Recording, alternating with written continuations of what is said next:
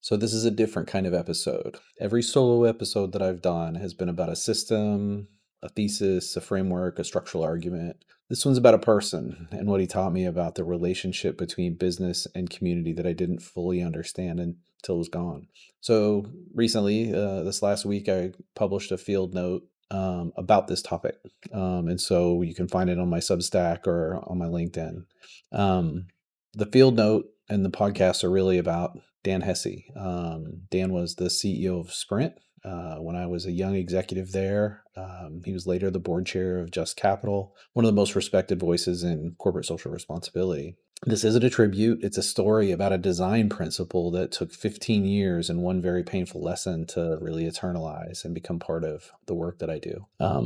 So go back to 2007, 2008, 2009, sometime in the late 2000s, through the early 2010s. Dan was the CEO of Sprint and had really kind of championed the idea that Sprint was a green company. Under Dan, Sprint had become a pioneer in telecommunications sustainability. It established industry-leading targets for electronic waste recycling, and the company, eventually reached number 3 in Newsweek magazine's green rankings.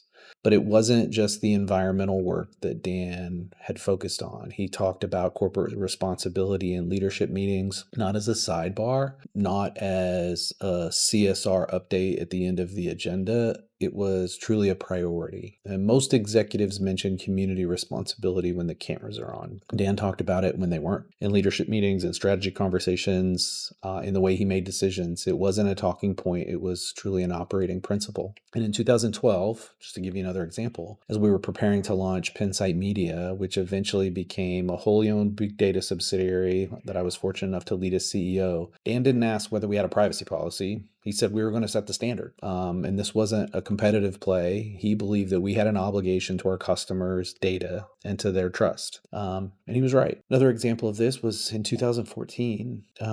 We had launched the Sprint Accelerator. We had brought in Techstars to lead the program for us, and we had recruited our first class of 10 companies. They all came from outside of Kansas City. So the first night of the program, Dan came and had pizza with the CEOs, with the founders. And when he came and spoke to the first cohort, I remember they asked him questions about being a CEO. They asked him, what were the key lessons that he learned. And one of the things that I remember Dan kind of focusing on was corporate responsibility. And it was an emphasis in the conversation. He wanted founders to understand that building a company means building for the community that you operate in. He also, whether it was the Sprint Foundation, whether it was his role in civic leadership, whether it was a very public stance that he took on corporate social responsibility, was everywhere. And most of us took a lot of pride in it. You were proud to work for Sprint if you lived in Kansas City because of those things. But here's the thing, I took it for granted. Sure, I was able to experience the outcomes. I was able to feel it when I worked for the company, but I took it for granted. When it's the water that you swim in, right, you don't notice it. And I appreciated Dan's commitment, but I didn't understand its structural significance until it had disappeared. In 2014, SoftBank had acquired Sprint, and the company changed CEOs. And everything I had taken for granted was gone in a flash. I was still responsible for some of the civic engagement that we were doing in the community. Pensight Media was now downtown Kansas City. I'd been working in the Crossroads as leading the Sprint Accelerator work. And so I was out in the community. I was out representing us on some civic subcommittees and some boards. And the new leadership didn't prioritize any of the things that Dan had talked about: corporate social responsibility, sustainability, community engagement, the Sprint Foundation's work. It had all been somehow diminished or abandoned in some way, shape, or form. And Sprint's standing in the community, something Dan had built over years, eroded fairly quickly. And here I was, still representing the company in civic roles, answering for decisions that I didn't make and that I didn't believe in. And it was tough. Seeing the antithesis at work and having to answer for it in the community that I lived in was one of the hardest experiences of my career. I was representing a company that no longer represented the values I'd been taught to lead by. And really, honestly, this was like the negative proof, right? So this was the thing that really helped me appreciate what corporate social responsibility meant when Dan was actually leading the organization. I didn't learn it while I was in it. I learned it after it had been removed. And the community felt the absence, right? The employees felt it. Partners felt it. There was still pride in the company in terms of some of the things we were accomplishing, but those were business accomplishments. Those were certain things that had been kind of told to us from the executives about this, the state of the company, but it wasn't the company's relationship with Kansas City that had changed. So by the time I left Sprint, in early 2018, I'd lost faith at leading that way, leading through the lens of business and community being one thing, and business having an obligation and a commitment to community because it was truly part. I believed at that point I lost the faith that leading that way was anything more than an anomaly. I was grateful I'd seen it all, but I didn't believe it was replicable. I thought Dan was the exception, not the model. And so it was not long after I left Sprint. I had the opportunity to have lunch, sit down and have lunch with Dan. We caught up on, what he was doing, what kind of things he was working on.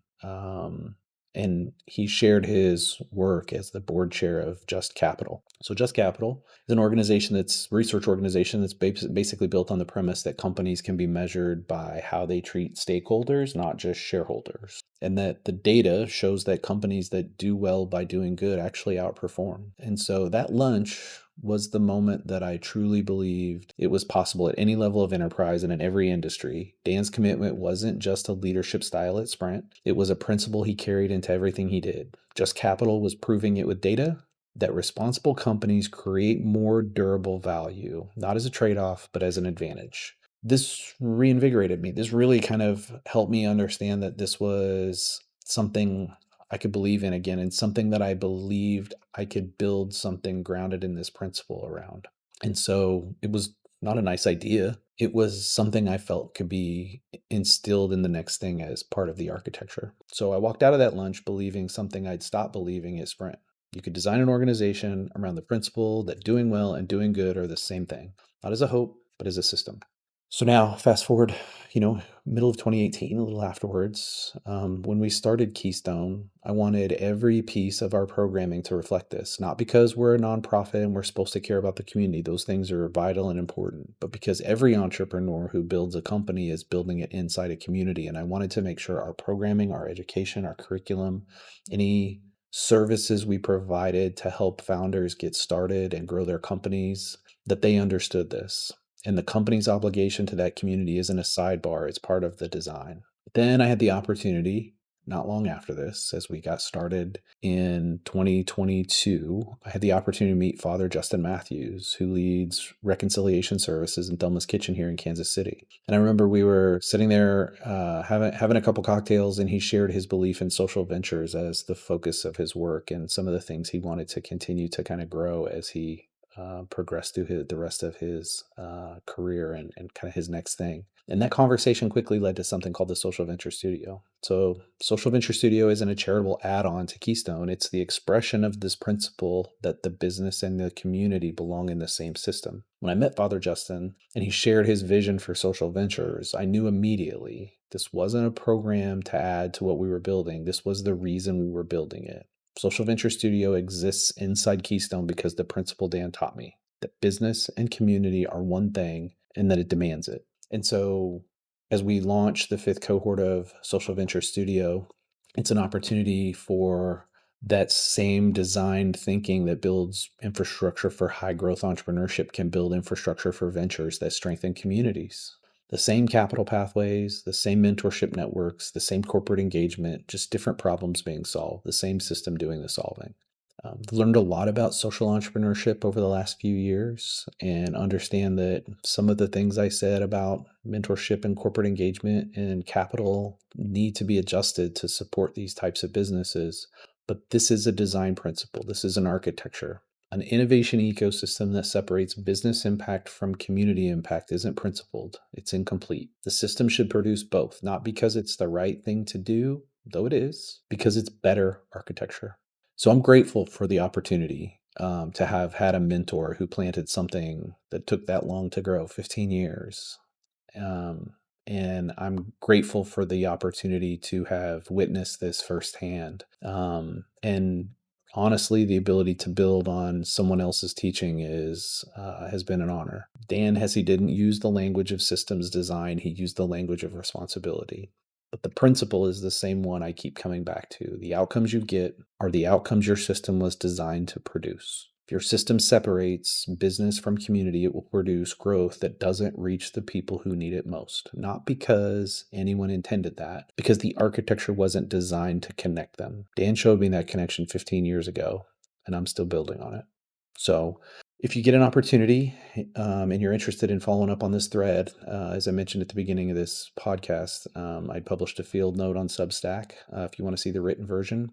And again, a quick shout out to Just Capital for anyone who wants to go deeper on the data behind doing well by doing good and understand which companies in the United States, brands you're all familiar with, are doing their best to achieve this. Then go check out Just Capital and get some additional insight into what's happening.